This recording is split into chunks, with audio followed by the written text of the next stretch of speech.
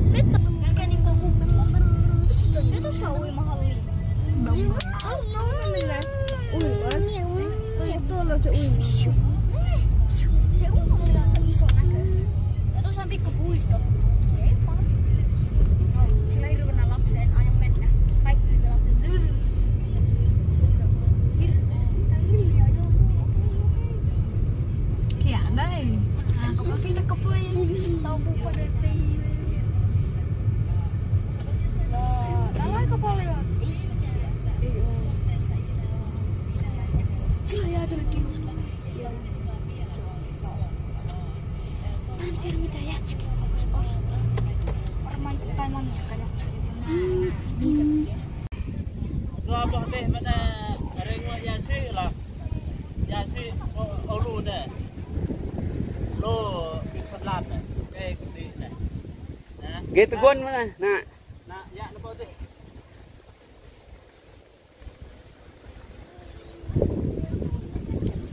Apa lah? Ê, cái dạ nó cái tung qua như pin luôn.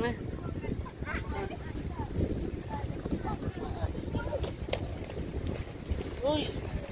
Ui. Nghe vậy có khoan xe coi hả?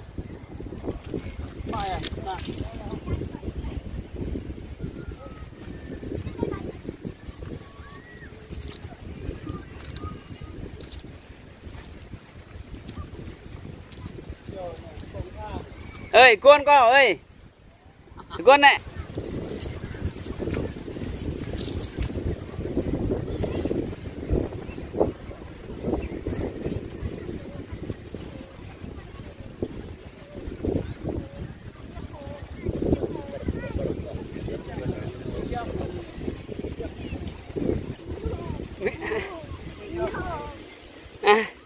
Hả?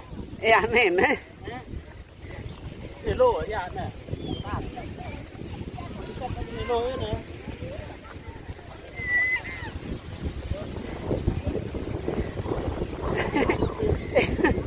Em này nè. Đây. Nè cô mau răng nè. Nè cô mau phải pilih bet. Nè. Nang về nhá. Này. Này nó. Tới đây pilih. Này nó. Tới này.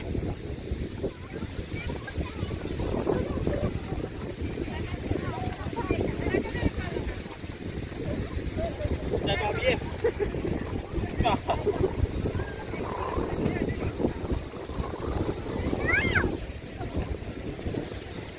Ông ấy à? Lộn này rất lộn thì Tiếc đó tiếc. hả? Nó phải lấy tôi. Nè nó. Cầm nói mà nó. Ơi nhìn này nó ngẩn nè.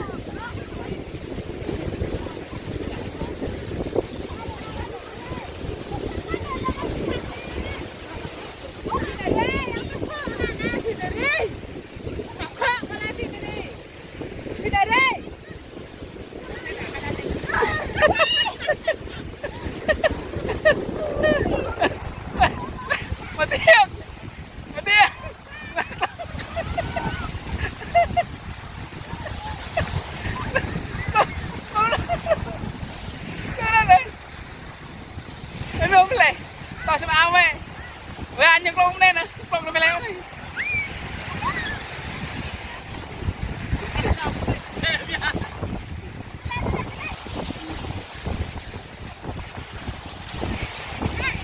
Nhà đi, nào đây?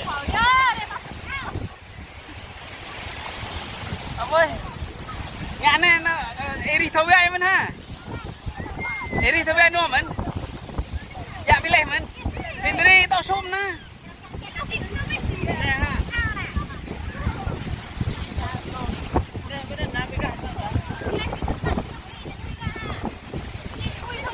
Hả?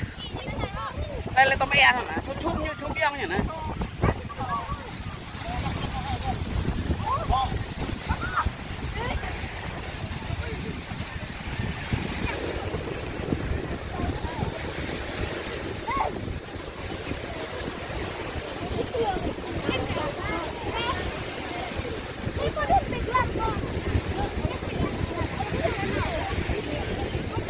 Anh quay với anh cho mấy.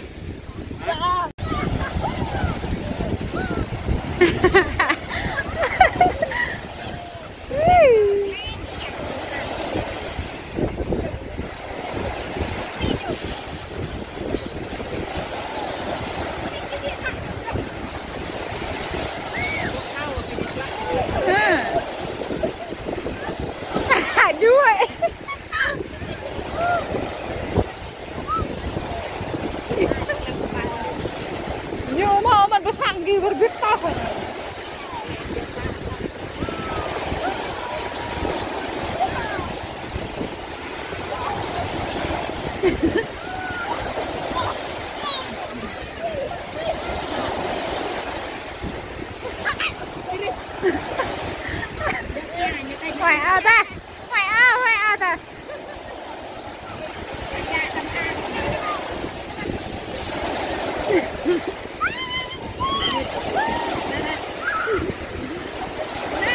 Ê nhớ bạn lười thân như phô là ê như hẳn như phô.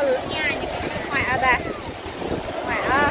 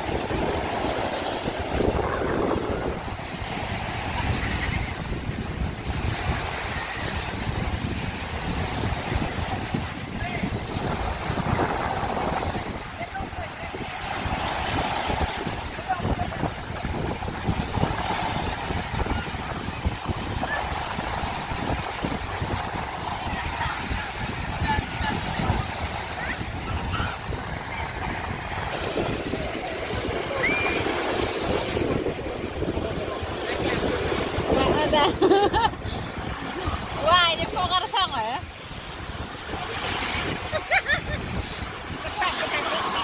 Maknya kan kayak ikan. Non mau mình wah vậy toh là mong lại ngoài ao ta. Belum toh là na bluk non nang.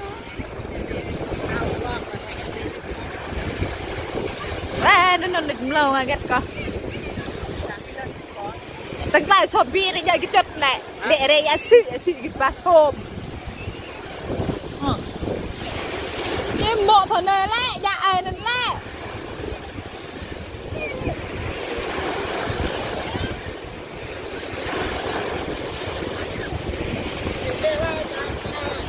ha ha ha